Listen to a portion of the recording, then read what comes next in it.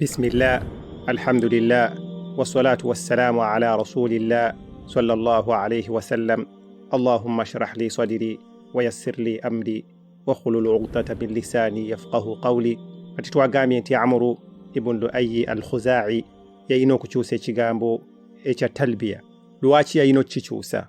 Olw'ensonga nti ekitundu ky'ekigambo kino kye boogera nti labbayika Allahumma labbayik kiinamu ekigambo ekigamba nti la sharika laka labbayik. Amakulu tewali kisinzibwa kyonna era tewali kikwegattako kyonna okuggyako ggwe, tukukoowoola. Kati yali alina okukijjamu amakulu nti okusinzibwa kwa Allah kati kufunye kiyambi. Astaghfirullah. Era hadithi eno eri mu sahihi Muslimu egamba nti talbiya y'abashiriku yali etya? Yali labbayika Allahumma labbayik labbayika la sharika laka ne bongerako illa okujjako. Toyina kikwegattako mu kusinzibwako okujjako.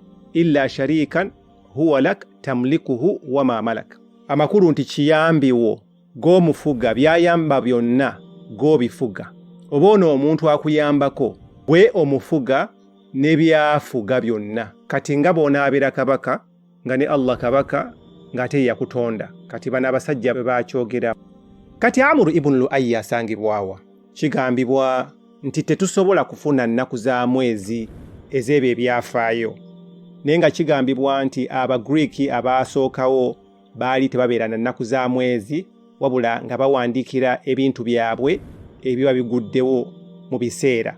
Ekyokulabirako kati nga bwe mulaba omwaka gw'enjovu Amul Fil, kati buli kimu ekyali awo nga bakikwasa ku mwaka gwa njovu. Buli kimu ekyali awo tukitwalira mu mwaka gwa njovu kubanga kye kiseera ebintu ebyo lwe byabeererawo. Era baali tebalina kalenda yonna, baali tebakkiririza mu kalenda y'Abaju kubanga tebaali Baju. Baali ku mbeera yaabwe okutuusiza ddala ku Umaru radiyallahu anhu lwe yatandikawo kalenda ey'Obusiraamu. Umaru eyatandikawo kalenda y'Obusiraamu. Kigambibwa nti Amru ibn Lu'ayyi al-Khuzaa'i yawangaalira mu biseera eby'abajjajja bannabbi sallallahu alaihi wasallama be baali bayita Fihr. Omubaka alayhi salatu wassalam ayina bajjajja 20 okutuukira ddala ku Adinaani nga bwe twayogera olubereberye ye muzzukulu owa 20.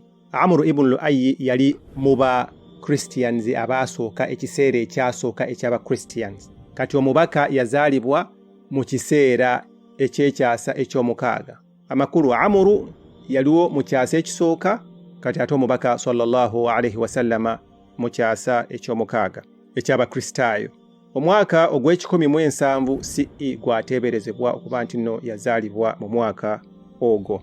Ekitegeeza olubereberye lw'emyaka nga 556 Amru ibn Lu'ayyi al-Khuzaa'i lwe yaleetera essanamu ng'alijja e Syria nga wakayitawo emyaka 5.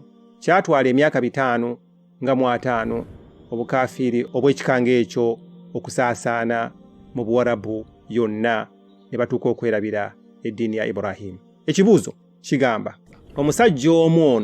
omusajja omu akyusa atya eddiini ya Ibrahim ne Ismail eyali emazeewo ebbanga eddene ennyo? Ekisookera ddala engeri gye yeenyoomoolamu n'anyoomolamu n'Abawarabu ne yeetunuulira nga talina mugaso ku basajja bali ba Amalek ab'e Syria. Abasajja baali balabika bulungi nnyo, nga bawanvu, nga balina amaanyi, abasajja nga balina enkulaakulana nga bwe yabalaba. Eyo nsonga emu. Eyokubiri n'alabanga okufuna amaanyi ng'abalabe bazze, okufuna emmere nga enjala ezze, okufuna essanyu nga ennaku ezze, ng'alina kukozesa masanamu gaabwe. Kuba abasajja baali bawanvu, nga banene, nga balungi, nga balina enkulaakulana ey'amaanyi ennyo, nga balina ebizimbe, balina enzijanjaba, nga bamanyi n'okuwandiika n'okusoma mu nsi yonna ekiseera ekyo. Baalina essende, baalina essente, nga bwe mulaba enkulaakulana eziriwo olwaleero nti Amerika, Bungereza, Germany zirina ebintu Afrika byetayina. Era baali bamanyiddwa nga tebawangulwa buli omu yabatyanga era baali basajja nga bawagguufu. Kyova olaba nga Amru ibn Lu'ayyi al-Khuzaa'i yakyusa ebintu bingi nnyo ng'abitunuza ku basajja abo. Kati ye n'alowooza nti bwe baba nga bwe batyo bwe bafaanana balina okuba nti ebintu byabwe byonna bye balina bituufu n'embeera zaffe zonna eza Buwarabu zirina okukyuka tulyoke tubafaanane. Ensi bw'ebanga ddala mu butuufu eyina amaanyi, kati nga Amerika, kitegeeza nti eyina amaanyi mu mpisa oba eyina empisa? Nedda, si bwe kitegeeza. Kitegeeza nti eyina obuntu bulamu, eyina eddiini, lwakuba nti nno balina amaanyi, balina tekinologi. Si bwe kiri. Ekyo ekintu si bwe kiri.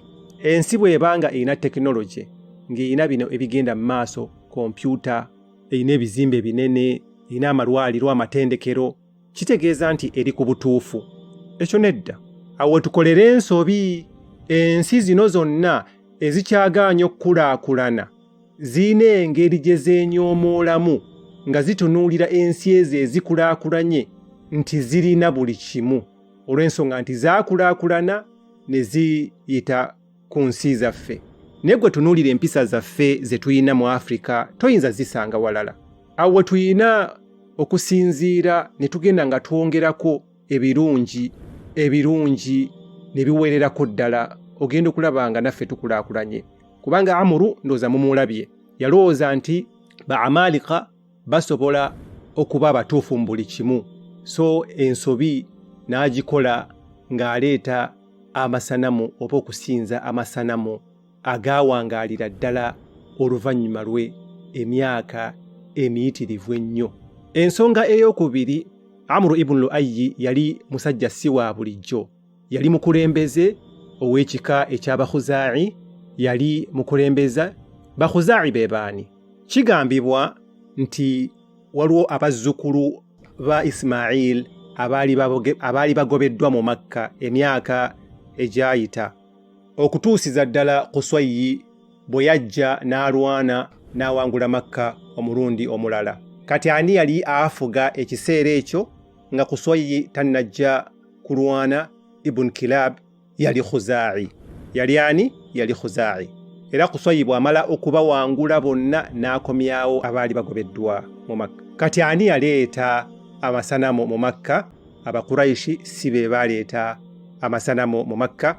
Ekika ky'Abakhuzaa'a kye kyaleeta amasanamu mu Makka, naye Abakuraishi ne bagoberera ekika ky'Abakhuzaa'a mu kusinza amasanamu.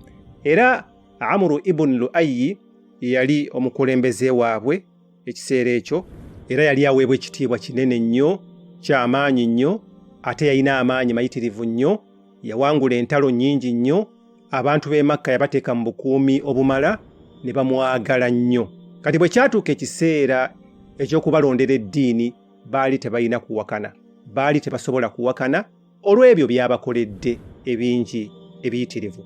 Ate yali musajja mugabi nga akola ebijjulo, nga musajja ayaniriza abagenyi, era nga bamuwa nnyo ekitiibwa. Era okuva ku Amru ibn Lu'ayyi al-Khuzaa'i okutuuka ku Ibrahima alayhi salatu wassalaam waaliwo emyaka 2000 byebyasa 2. Kati abantu ne boononekera ddala, abantu ne bava ku ddiini, era kati nga bw'okiraba olwaleero nti emyaka okuva ku mubaka alayhi salatu wassalaam wakayitawo emyaka 1436 gyokka. Naye laba ensi gyeraga, laba ensi gyeraga, gitunuulire bulungi. Kati we tulituukira mu 2000 ensi eriba efaanana etya? Ensi eriba eyononekedde ddala. Abantu tebakkiririza mu Katonda, kati abasinga n'abakkiririza mu Katonda tebamumanyi, n'Abasiraamu bennyini batono abamanyi eddiini yaabwe. Omuntu ayingira awaka n'akola by'akoze, ne yeebaka, n'alya, n'akeera ku makya n'agenda n'akola emirimu gye tukola. Emirimu abantu gye bakola abasinga gibamenya olumenya, ensasula si nnungi, abafuzi si balungi, abantu b'eddiini si balungi, abagagga si balungi. Kati n'okiwaamu, kati ekyo ekintu bwe kigenderera bwe kityo ne kiweza emyaka 2000, ensi eba yeetaaga omuntu omulala okujja n'aleeta obubaka bwa Allah. tabaraka wa taala.